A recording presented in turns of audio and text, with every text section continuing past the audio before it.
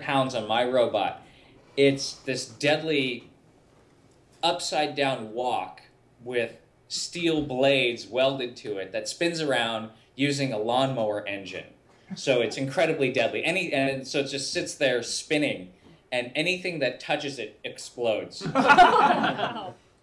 So short answer is no. We've never fought each other's robots, but we have tested our robots around the shop against various things. Inanimate objects. Okay. What's been the favorite robot that you've had to build for the show? God, there are so many. Probably the sword swinging robot, which was my first big robot that I created for MythBusters. And the thing about it is that it wasn't meant to be that incredibly deadly or lethal. We were testing the Kill Bill myth, where the bride swings her sword against, she's got this awesome Hattori Hanzo blade that is superior, and her technique is superior. And so she can swing her sword and cut, the regular mid-level Yakuza guy's sword into like little tiny pieces. So the thing is, when I designed this robot, I designed it so that if you hold a blade upright, that our swinging blade would hit it about mid-level. But that turns out to be neck height. So it became this really kind of deadly thing. And it swung the blade so fast, it makes this kind of whooshing noise as it goes. And it's very, very violent. So that one, I think, and we've repurposed it many, many times for various things. But that one still, I think, is my favorite thing on the show. Awesome. What? Oh, actually, this is kind of cool. What was the first robot you ever built? Ooh. First robot I ever built? Goodness. Well, I built many robots out of Lego. Lego. Lego. That was before there were Mindstorms. This was just, pretending they were robots. Yeah, the cardboard and tinfoil robots. The first robot I built, probably by our more modern definition, it was probably my robot Deadblow for BattleBots. I was like the one that was of my own design, that I threw together for this competition. That first year was 1999 was that one. Oh, actually, in college, we had there's a competition in engineering. In electrical engineering, called Micromouse, and you're supposed to build a robot that can solve a maze. And so we had this small circular robot that we built. I was on a team of 5 guys, and we didn't actually end up competing because it was so complex. We didn't finish on time, but sadly. But I've come a long way since then. You wanted to ask this one? Yeah, I was just wondering, what was the craziest, most obscure myth that you've ever been asked to bust? Obscure. This doesn't need to be something that you did end up attempting. Yeah, just that you were asked to do. That you've been asked to do. Oh, we get asked to do all kinds of crazy stuff. There's a lot of stuff that we get asked to do that we can't do. Particularly, so there's Discovery Channel has a website where people can write in and suggest myths. And often what happens, like right about now, when like Twilight movies come out, people want to know about vampires and werewolves and zombies, things that we just can't test. Because we can find any robots, werewolves, vampires, or zombies. We would test them, but we can't. As far as things that we have tested, it was probably earwax candle, which it comes from Shrek, which is not that obscure. But when you actually go to do the myth, that was gross. Yeah, we collected human earwax from the whole crew. That was the melting pot. and tried to roll that. We melted it down. So and actually, our crew could not produce enough earwax to make one like small birthday candle. So we enlisted the help of a local ear, nose, throat doctor. Oh. He provided us with a jar, a sample jar. We just had this? Well, you see, the reason he had so much earwax is because, and it came in all these different colors, different red and yellow and orange and brown. The reason he had all this is because, as a doctor, he collects it because it's infected. No. And so, yeah, so he had this jar of all these different colored earwax, infected earwax, that we down and rolled into a small candle. Wow. Okay, that's That makes that episode so much worse now. Yeah. You win. Yeah. All right. Well, What's been the biggest like oh crap moment you've experienced on the show? Like when something's gone totally wrong in a very scary way. So there was one myth that we did called Creamer Cannon. Oh yeah. Originally, the original myth is called Sawdust Cannon, and basically the myth is that you take a bunch of sawdust, use compressed air, put that sawdust into a cylinder, put a flare in it, and you blow it up using compressed air. No pyrotechnics, no gasoline, just sawdust and a flare blown into the air. And what that does is, much like a grain silo explosion, at some point, the sawdust gets to the perfect stoichiometric ratio after you blow it into the air that it ignites and it makes this giant fireball, which is really cool. So that worked. And we're like, oh, well, this being Mythbusters, how can we go one step further with this and do it bigger? So we said, okay, well, instead of sawdust, let's get non-dairy creamer, which I had no idea actually you can buy in a giant pallet. Who needs that much non-dairy creamer at one time? I don't know. Yeah.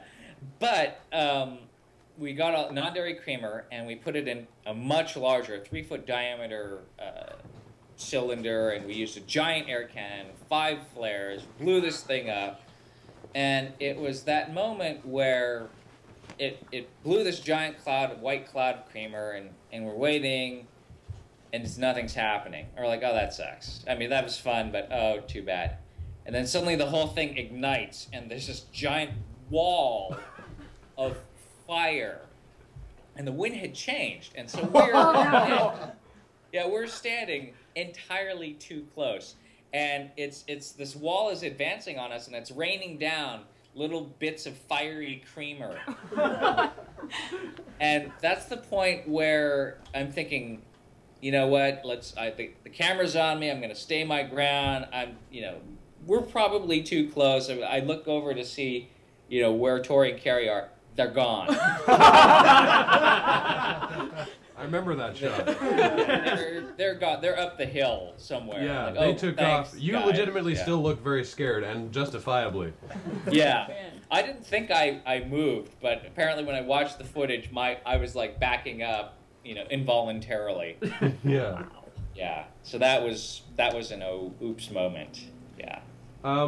This is a story relating to outside of Mythbusters. What's a movie or TV show that you've worked on that had some really cool sort of technical movie magic?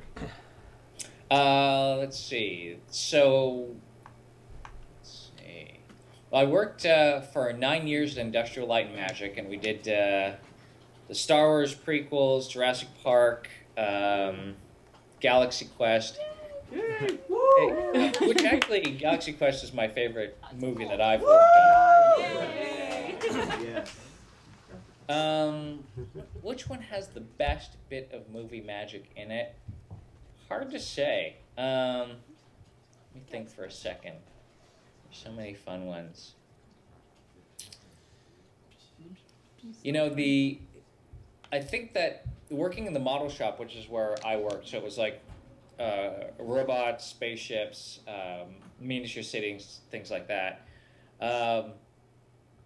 That's a more traditional special effects, and you know that technology has been around for many years, and it's pretty much take the model, shoot it on green screen, composite it into the space scene, and then you know you're pretty much good to go. And then you add some other effects to it.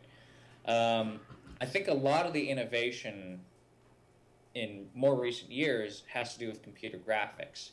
So there are definitely movies that I've worked on, like the Star Wars movies, but the innovation, I think, like the movie trickery involved, I think the computer graphics in the new prequels is really quite good, particularly the animation of Yoda, for example, fighting, which was really fun for me to see. Pod races definitely were a good thing. Jar Jar, I was not responsible for Jar Jar. Can I quote? I'm just wondering if I can destroy your nerd cred by quoting "Pod races were a good thing" out of context. Pod races were a good thing. I mean, having seen episode 1 with all my coworkers, that was something. How about that pod race? Yeah. There's a couple questions about myths that you test and do and then just aren't good for TV, that they just never get on air, that just sort of bleh, they just fall apart. Do you have any? Are there any that come to mind? Yeah, there are 2 categories of myth that don't make it on TV, and it rarely happens that something that we shoot doesn't make it on TV. Because so much time and effort and resources go into the filming of myths. So the first category is lame, which I think you're referring to. And only one that I know of never made it on TV, which is King Arthur's sword. And this was way before my time. This was when Carrie, Torrey, and Scotty were trying to cast swords into concrete or something like that. That one just fell apart, and they never finished it. The other lame one was, it's called Squash Weightlifter. And the theory is that a pumpkin growing has enough force that it can actually, over time as it grows, lift up a full-size automobile. The reason that one failed was because we couldn't grow any damn squash. We suck at growing stuff. So those are 2 that didn't make it to air because they were lame. The other category that doesn't make it to air is because it's, actually, I guess there are 3. The second one is because it's objectionable to the network on, how shall I say this? Good taste. Good taste. So even though we filmed an entire myth about lighting your farts on fire, including some incredible high-speed footage. Oh. Yeah. I've seen that on the internet somewhere. It's on you can look it up. It's on the internet. But yeah, close-up of Adam's jeans. Yeah. And you can see them start to ripple. It's really impressive. The flame was.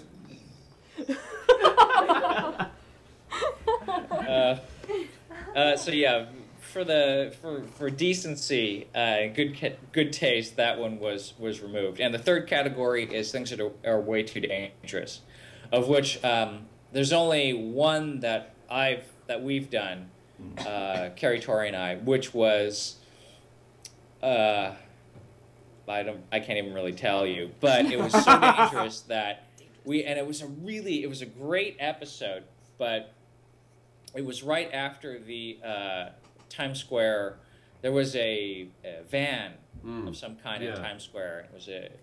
It was something that was a terrorist concern, and so the network pulled that particular episode. And unfortunately, I don't know if it'll ever be unboxed, but hopefully it will be because it's a great episode. but it was deemed way too dangerous to show on TV. That's fair.